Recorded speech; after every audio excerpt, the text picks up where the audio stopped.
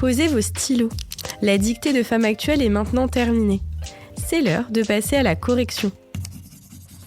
Madame l'orthophoniste revient sur les plus grands pièges du texte. Pour visualiser la correction écrite, rendez-vous sur le site internet femmeactuelle.fr.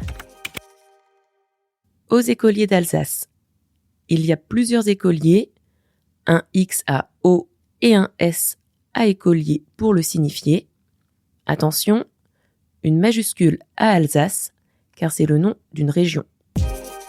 Camarades, nous savons que vous souffrez d'une grande peine. Il ne fallait pas oublier le S à camarade, car celui qui parle s'adresse aux écoliers. Ce sont eux les camarades. Ils sont plusieurs, donc un S pour l'indiquer. Parce que vous êtes séparés de nous. Parce que s'écrit en 2 mots. Il indique la conséquence. Et attention, pas de trait d'union entre parce et que. Un S à séparer, car séparer doit bien aller avec vous, qui est au pluriel. Être séparé de vous, toujours le S à séparer.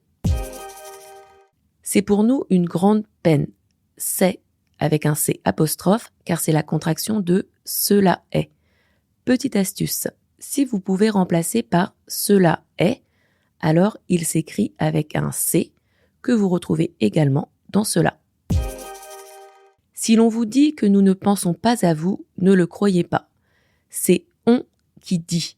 On correspond en grammaire à il ou elle au singulier, donc la terminaison de dit, c'est un T. Nos pères ont vécu longtemps ensemble.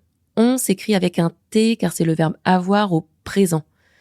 Pour ne pas vous tromper avec on, essayez de mettre avoir à un autre temps. Ici, vous pourriez dire nos pères avaient vécu. Vous avez le ENT qui est la marque du pluriel à la fin de avait. Vous la retrouvez à ONT. Attention, ensemble sans S, c'est ce qu'on appelle un adverbe, qu'il modifie, il apporte des précisions sur le verbe. Ici, il complète ont vécu.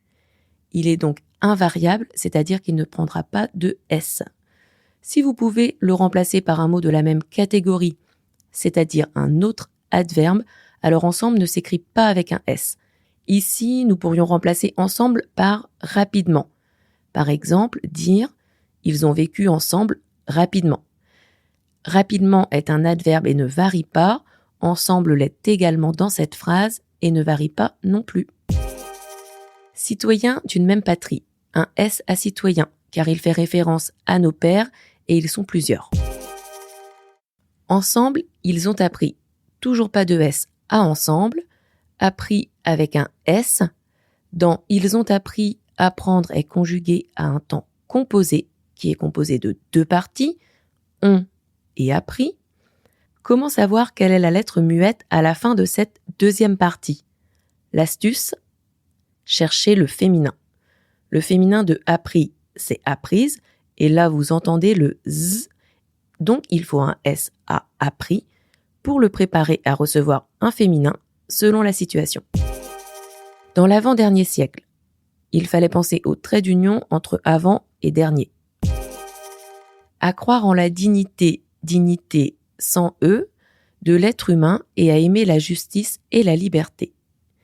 Aimer avec un E et un R à la fin, c'est la forme endormie du verbe aimer telle que vous la trouvez dans le dictionnaire, autrement dit l'infinitif.